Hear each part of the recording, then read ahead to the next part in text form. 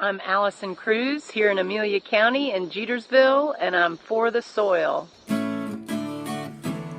What a pleasure it is to welcome everyone to another episode of For the Soil, a Conversation. I'm your host, Jeff Ishee, and we have decided to re-emphasize our 4 core principles of soil health. Now, number one, a lot of people might not realize, why do we call this podcast For the Soil? Well, it's not F-O-R, the soil, it's the digit 4, the soil, a conversation.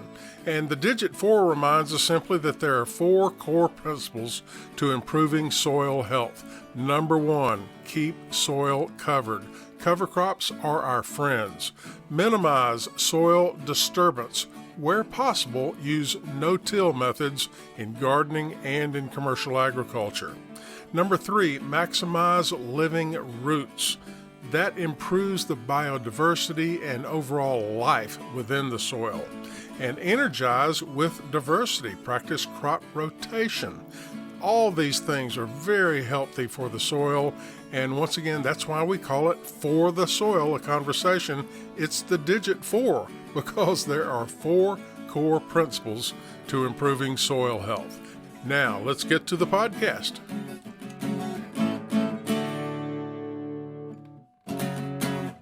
Welcome, everyone, to another episode of For the Soil, a conversation. I'm your host, Jeff Ishee, and Mary Sketch Bryant with the Virginia Soil Health Coalition is with us. Dr. Eric Benfeld is taking this week off. He'll be back in the next episode of For the Soil, a conversation. And in his stead, we have Marian Dalke with Virginia Cooperative Extension in Harrisonburg, Virginia. Welcome all. And our special guest is Nicky Schauder. Marian, would you reintroduce our guest? Yes, thanks so much for being with us, Nicky. Nicky comes to us from Leesburg, Virginia, where she and her family managed a series of home gardens as also an educational center, both in their home and online, with a lot of great resources for beginning gardeners and farmers to get started. So, Nicky, last episode, you chatted a bit about your compost tea research that you had been doing with Southern SARE, the Sustainable Ag Research and Education Program, and you were kind of talking about some of the misinformation that's online about, does it work, does it not, is it, adding nutrients, is it just microbiology? And we didn't hear what you found out. So let us know, what have you learned? I believe you've done 2 grants now, so this is research you've followed up on. What have you learned in your study? And I think it's really interesting.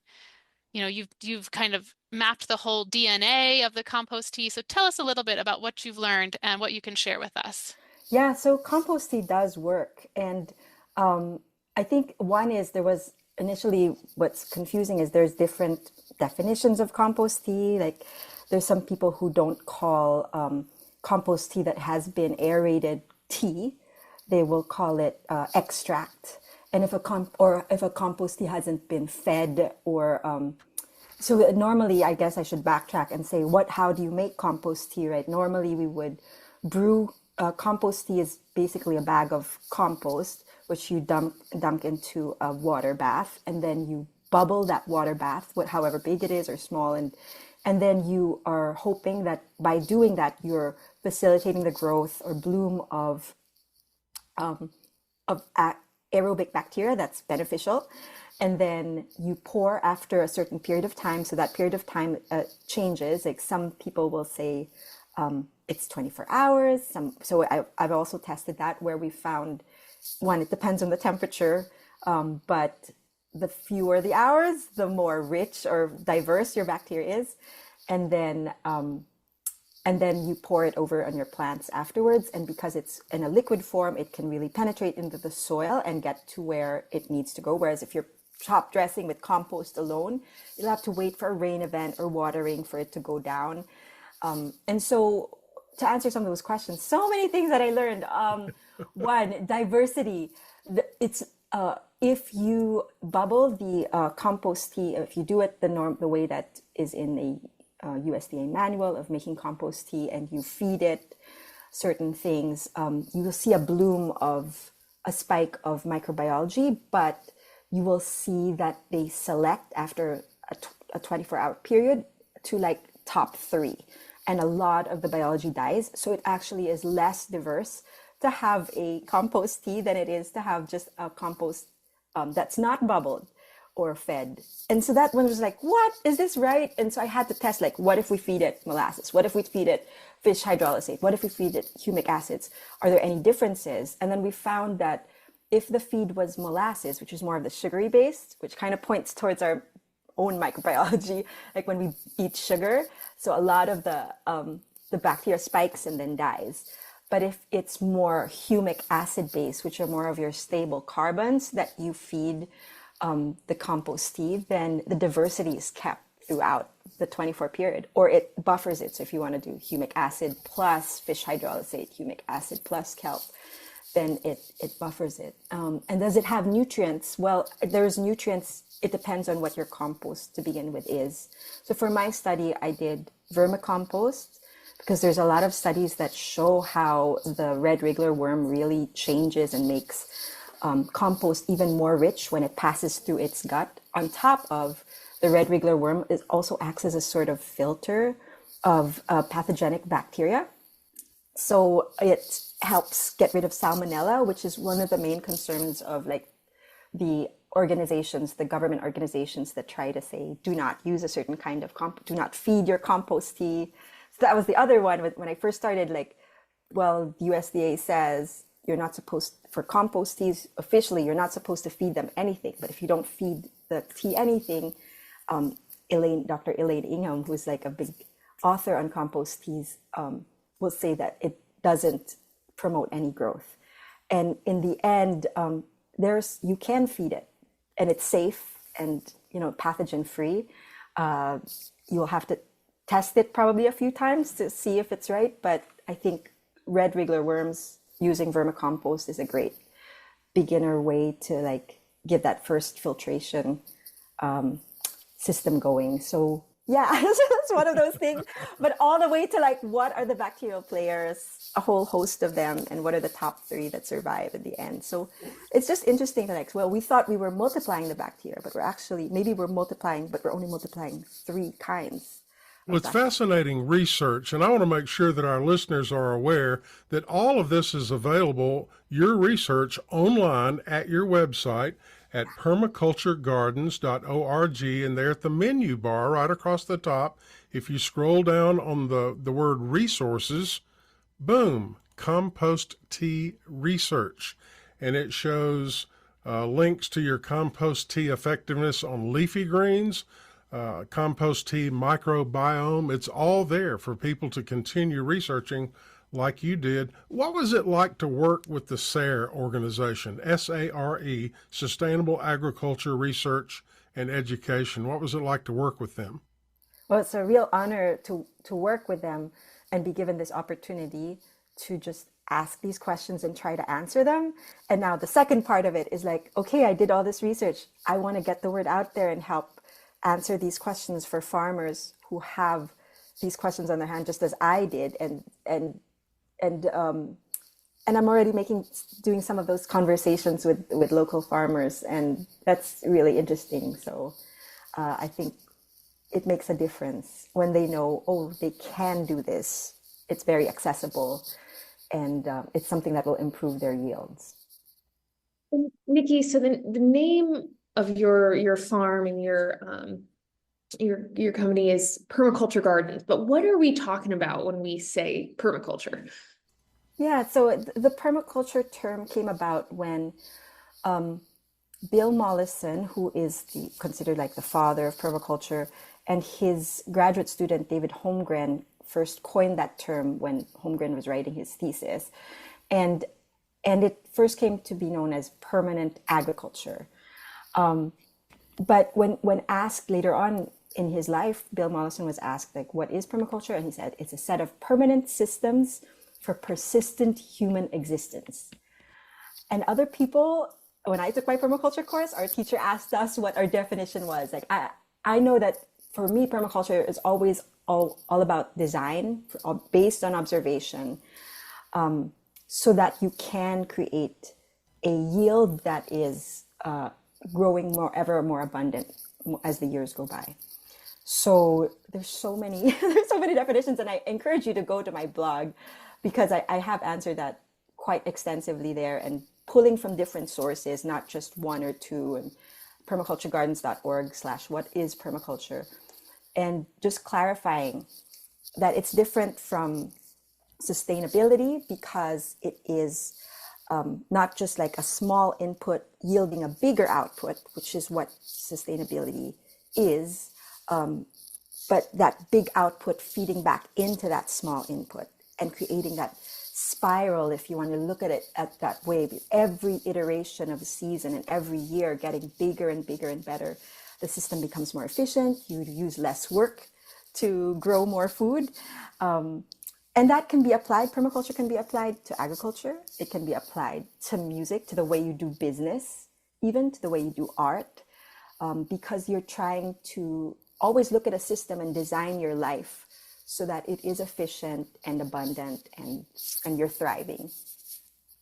Yeah, thanks so much for that explanation. And, one thing I think a lot about with permaculture is the inputs and the outputs, right? There is no waste. And so what is coming out of the system is going back in. And I wonder if you can kind of connect the dots and thinking about your permaculture gardens and also with your soil health and compost tea research. How are you seeing the inputs and outputs connecting throughout the whole system? Yeah, absolutely. So you can see that very easily when you think of compost. And that's why the next step for any gardener, if you started growing and soil, if you're reading this listening to this podcast, soil is very important. There's so much that we can do. We can do so much more with composting rather than recycling. And that's where an output becomes an input for sure. Another thing I forgot to say about permaculture, which makes it different from other like methodologies or regenerative agriculture, is that it is ethics based. And those three ethics are coined into people care, earth care, people care, and fair share. So if you have an abundant harvest because of your inputs and outputs growing, then you are sharing that with the community. And so if you have, that's naturally what happens with every gardener bringing zucchinis to their neighbors when that happens, right? So I hope that answers your question, like the inputs and outputs, and you're always aiming for it. It's always a continual thing. You could do better you could always do better. And I guess that's why it's so attractive to us. There's no end to it, it's always. And that's a beautiful thing in gardening. It's perennial. You just continue learning, whether it's about biology, whether it's about seed preservation, whether about insects, or there's just so much to learn. Nicky, and we're talking today with Nicky Schauder. She's with permaculturegardens.org. She also has a program called GIY, Grow It Yourself. And I'm glad you mentioned the blog, Nicky, because I scrolled over at your website, permaculturegardens.org, and I clicked on resources, and there I went to blog, and dozens of articles not only about permaculture but some of the best perennial vegetables to grow, how and when to transplant seedlings, even how to grow fig trees. And I love growing figs, so we could talk about that the rest of the Oh my goodness. Yeah, you and my husband. Oh my gosh. Are you in that channel where there's like they give out the fig and then you have a limited time to get the fig of your choice before somebody else gets it? Yes. That's right. But there's just a lot of resources at that website. And once again, it's permaculturegardens.org. Just a couple of minutes remaining in this episode. And once again, Nicky Schauder with permaculturegardens.org. We talked in the beginning about how your family started this journey. But since then, who has inspired you to continue do what you're doing? Honestly, I would say it's a lot of the people at the Virginia Biological Farmers Conference. Throughout the years that we've been attending it since even before we started Permaculture Gardens. And every time that's where we would get fed. And for a long time, we weren't speaking there because we wanted to it was our retreat. And we just soak up. Brian O'Hare spoke there once, and he is the no-till intensive vegetable culture. I would like to share some of his words, because I always find this inspiring from the first, for the his dedication is to the increasing the abundance of life, and his introduction is: the culture of vegetables has much to offer us. As growers, we are continuing a co-evolution with the plants we call our vegetables. We assist them in bringing out the fullest expression of their potential, and they in turn help us bring out the fullest expression of ourselves. In this regard, to engage in the culture of vegetables at this time is a blessing. So that's from No-Till. That is so true. And what is the title of that again? No-Till Intensive Vegetable Culture. And a number of people, Michael David Phillips, when he was alive, would speak at there. And I was like sitting right next to him. And Trad Cotter, who was a mushroom expert, would be talking about using mushrooms as mycopesticides. So instead of using our chemical pesticides, you'd use mushrooms as the targeting a specific red ant, fire ants, for instance. And there's Michael David Phillips beside me asking him a question. And I just thought that was like, you were in it. You were in the moment. That was my favorite. Yeah, all those people inspired me. And now I get to speak alongside them. That's like crazy. Well, you're an inspiration to a lot of people, and I want to thank you for taking the time to join us here on our podcast, For the Soil, a Conversation. Thank you so much for everything that you do. And once again, if people want to learn more about what you do, they can go to permaculturegardens.org. Thank you, Nicky. Thank you so much for having me. Couple of quick reminders before we wrap up this episode of For the Soil, a Conversation, and that is a quick reminder that April 22nd is Earth Day. I know a lot of activities will be going on all around our region, from elementary schools to colleges and universities and farm organizations. They'll all be celebrating Earth Day. That's on April 22nd. And then also a quick reminder that if you go to the website forthesoil.org, and it's not the word for, it's the digit for, thesoil.org, click on the blog, and there you'll see a new series of videos all about what we talk about all the time, about improving soil health, and that's at forthesoil.org. For the Soil Conversation is made possible with funding support from the National Fish and Wildlife Foundation and the Agua Fund. Other partners include the USDA's Natural Resources Conservation Service, Virginia Cooperative Extension, Virginia State University, Virginia Department of Conservation and Recreation, and partners of the Virginia Soil Health Coalition. Views expressed on this podcast are those of each individual guest. To download a copy of this or any other episode, visit the website forthesoil.org, and if you should have a specific question about soil health, just contact your local extension office, your local USDA Service Center, or a Soil and Water Conservation District office. Music used during today's program was provided courtesy of the Flip Charts, all rights reserved. For the Soil, a Conversation is produced by On the Farm Radio in collaboration with Virginia Tech. I'm your host, Jeff Ishee.